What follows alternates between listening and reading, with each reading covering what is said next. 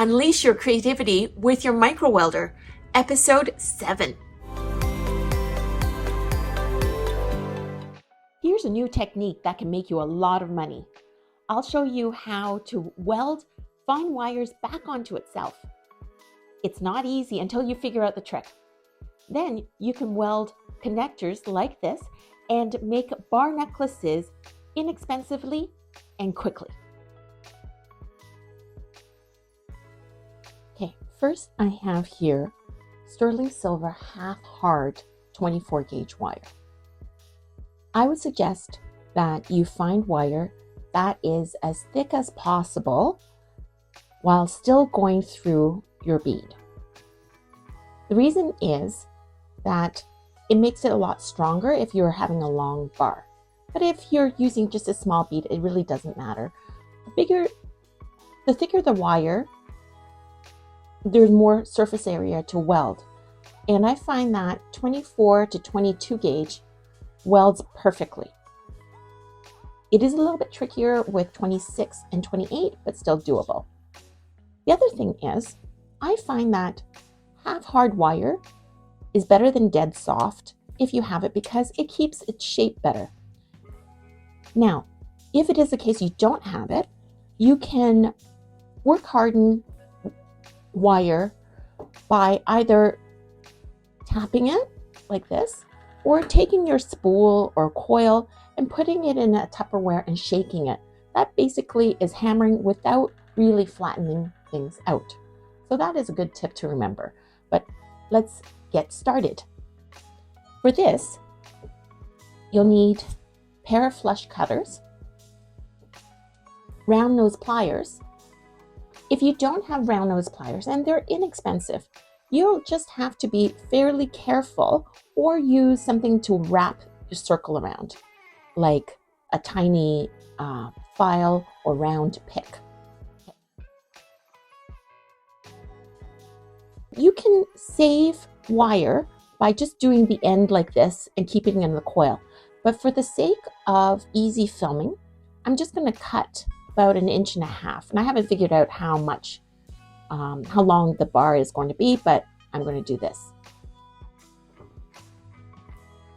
So, first order of business, we want the ends to be flush so that it's not to a point, and you want the maximum amount of touchingness, the wires touching together before you weld. So what I do is I use the flat side, I clip on one side and I flip it, and the other I do the same. So the next thing is to take your round nose pliers like this and make your loop.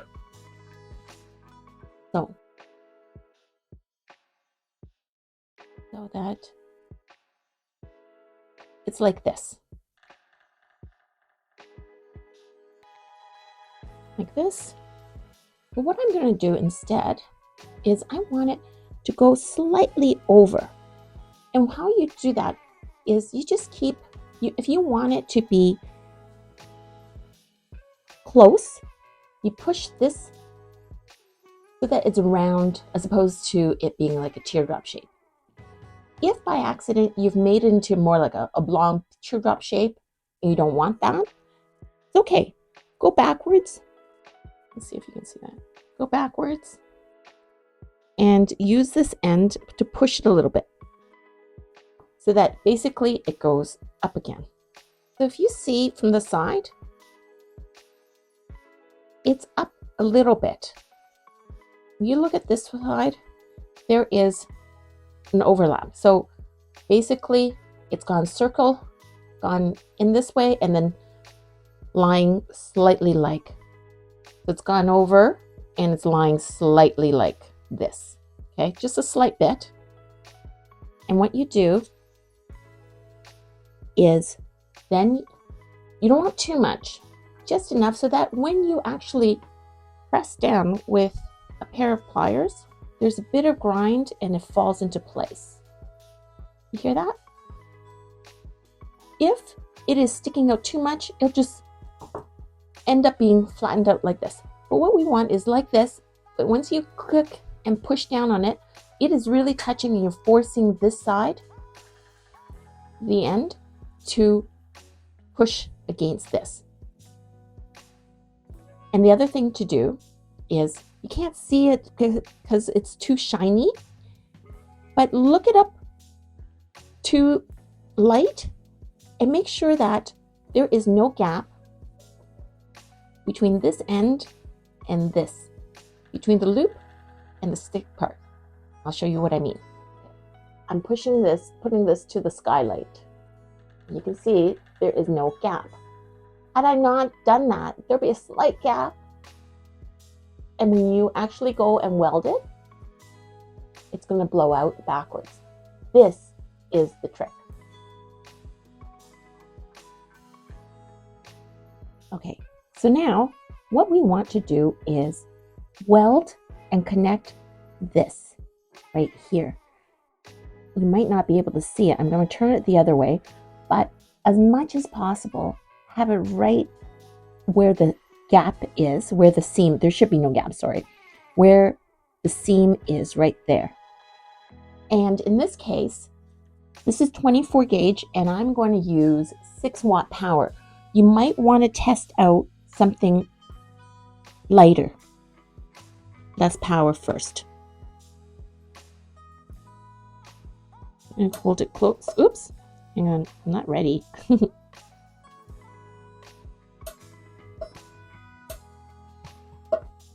on, this is a strange angle.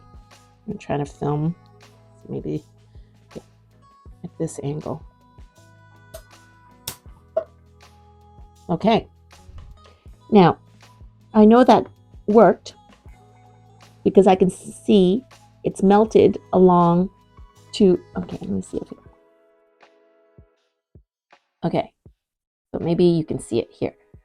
I know that it has worked because it is melted right here and there is oxidation around the side, but here it's shiny and it's melted. Now, you can also select to do it on the other side if you want it to be more secure, but I can see that actually it's good. The other thing then is to test. You hold on to it and to make sure that you can't snap it off. Now we're ready to straighten.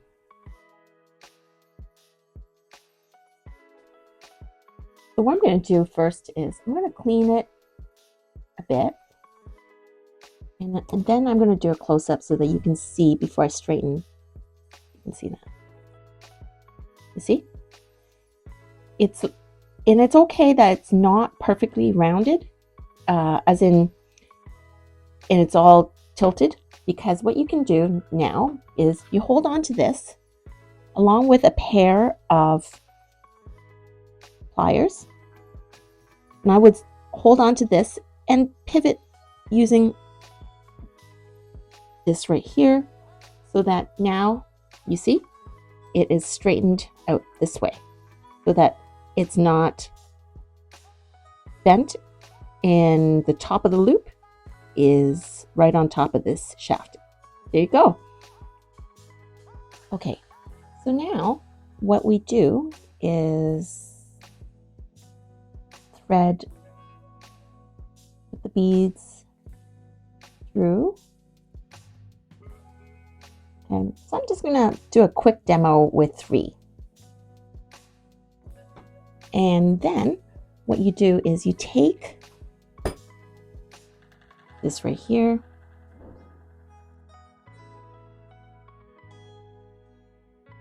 hold on to it, and wrap around as tightly so that you want to make the circle as small as possible, like this. Okay. So it's like this. You want to make sure that it is small and the size is the same as the other side as much as possible. And straighten this out like this. Okay. And you want it slightly smaller because you're going to cut this part and then press down like we did before. So, and I'm going to show you, I want to cut so that it's not sticking over. There we go. And I assure you there's a gap right now between these. You can't just weld like that. You see it's just slightly over. Let me see if I can then. And if it's over a little bit, that's okay. What you do is you take this and you pull it over a little bit until you can press down, and you can hear either if you hear the click or you look up to the sky or out the window to make sure that it is touching. And if it isn't, you can also do it again by pushing back like this and then doing it again. Now I can't make the click sound, but I know that in the field there was a force. Okay, so, and I'm going to check by looking up.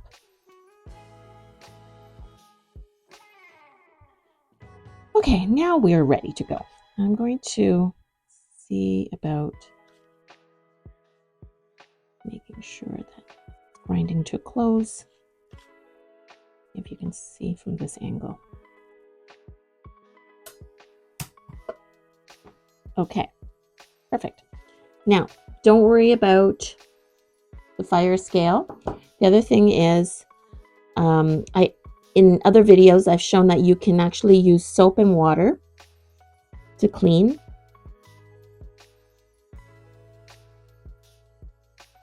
Now I am going to straighten it. There you have it.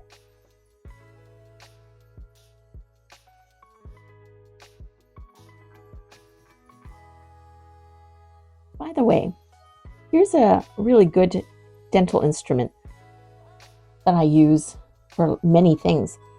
And you can actually, dentist offices have to change their equipment frequently. So you could ask them if they have something that is no longer sharp or one end is broken. This is the round part that you really want. Or you can get it online, but usually they're free at the dentist office and you can ask. And what I use it for is, because this is graduated, if ever I squish by accident a loop or it's not perfectly round, this is a really good way of using correction. I hold on to this and I push through and I wiggle around. Now, perfectly round. You see about the other side. Okay, here's even a better example. You see that? It's somewhat like a teardrop shape. It's pretty. I don't dislike it, but say if I wanted it perfectly round, do the same thing, push it. And the other thing is, if it so happens that one side is bigger than the other, to a certain extent, you can push and wiggle, and it will stretch the wire out a little bit. That's not what you should depend on, but sometimes it works. Okay, I have a hack. I love using finished chains because they make wonderful simple bar necklaces. And what I do is, see, it's already got the soldered ends, exact length, and it doesn't cost much more than footage chain. What I'm going to do is, all I have to do is cut the middle, and this is 16 inches, and I know that I want something that is a bar that is 5 beads long. So what I'm going to do is I'm going to cut off in the front. You can make measurement, but for brevity, I'm just going to cut this off like this. And I know it's centered, same length on both sides. And now I am going to weld the connector. And earlier I did it like this so that you can see how it's welded. But now what I'm going to do is show you how to do it with the beads in the middle. Okay, so I have this the way I've shown before. It's slightly overlapped, and I'm going to press down, and I hear the click. I know that's good. And now I press down hard so it's somewhat flat, and then here, let's see if I can show you. I open it to the side. I don't pull it open, but basically I open this way, just to the side, to leave it, to give a slight gap, like this. And then I loop that side in, like this. Okay? And the reason why I do this is I know the position's already good. All I have to do now is close it back,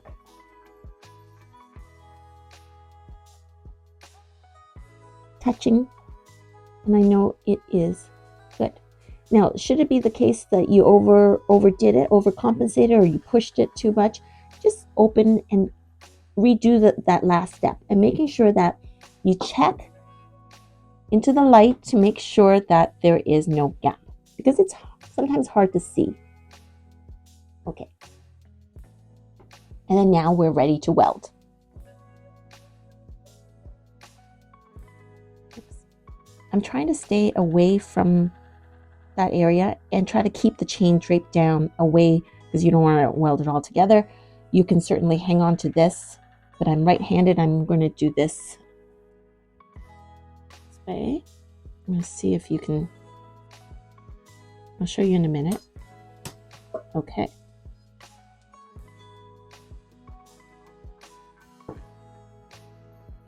So there it is.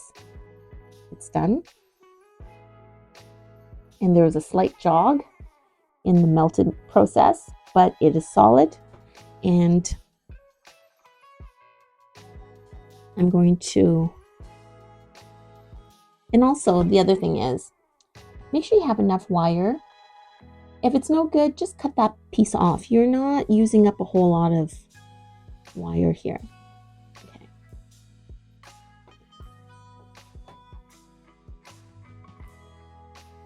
There you go. Okay, so now I'm going to thread all the beads I want, and I've decided on 5, just because. And make sure that you have enough wire on the other end for the loop. And I'm going to do this. Actually, it is always really good if you kinked that like this, so you know where it needs to be. Hold on to it. Hold on to the kink. Like this. And then I should have left a little bit more wire. But here, you can see that. I'm just going to bring it up like this. So you see the size. I'm fairly happy with it. And if I want it smaller, but my pliers are not that round or not very good, I hold on to it like this and then push to make it slightly smaller, the hole. And I check, and I know that I want this side slightly smaller because I'm going to cut and jam it open, so it'll be the same side a little later. So account for that. And then I'm going to cut it like such. I'm going to make sure that when I'm going to pull it back a little bit and then push down, jam it. Then I can see that both sides are pretty much the same size. Okay, so now I'm happy with that. And then, let's see if I can do this angle. I bend it open. I like to have things draping down to make sure that it's not twisty, but since there's a clasp, it doesn't matter a whole lot. But if there was no clasp, you just want to make sure that it's not twisted. Okay, and then close back, grinding closed at the very end, pushing just to make sure that it's touching as much as possible. Okay, and I'm happy with that. Now we're ready to weld. Again, I want this to drape away from it as much as possible. And I'm going to hold on to the beads to move it away.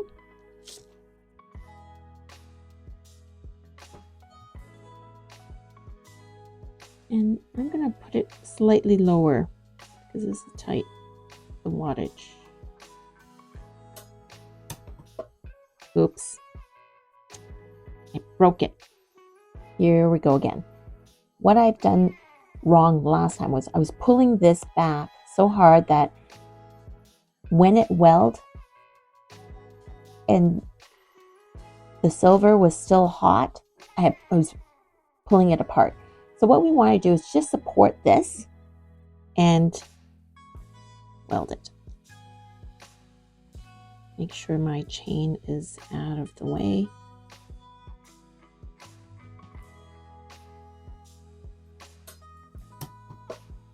Okay, let me see if that actually did it. And it worked. It is harder because there's not a whole lot of room and you have to be precise and while not having other things there welding onto the seam. But there you go.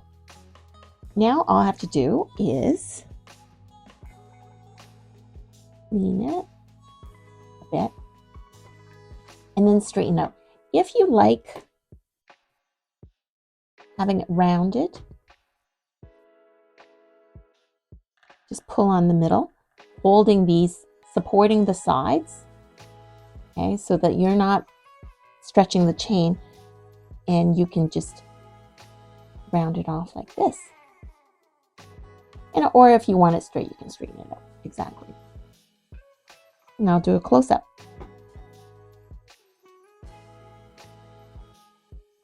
One more thing I forgot to say is, you see these rings? You want them to be parallel so that they're not one is crooked like that. It doesn't matter so much that since these are round, but you just want them to face the same way. If you don't like it this way, you can pivot, and by the way that you bend, you don't see these rings. So it really depends, but it is nicer. It looks cleaner if you have them facing the same way. Make sure that you twist while you're holding one and supporting all of it. There. I hope you found that episode to be interesting. And if you did, please like and subscribe and comment below. I'd love to hear from you. And actually, it helps the algorithm. I'm a wholesaler of premium quality chains and findings, as well as micro welders. I'm going to leave a note below, a little bit more information about our company and what you've seen in this video.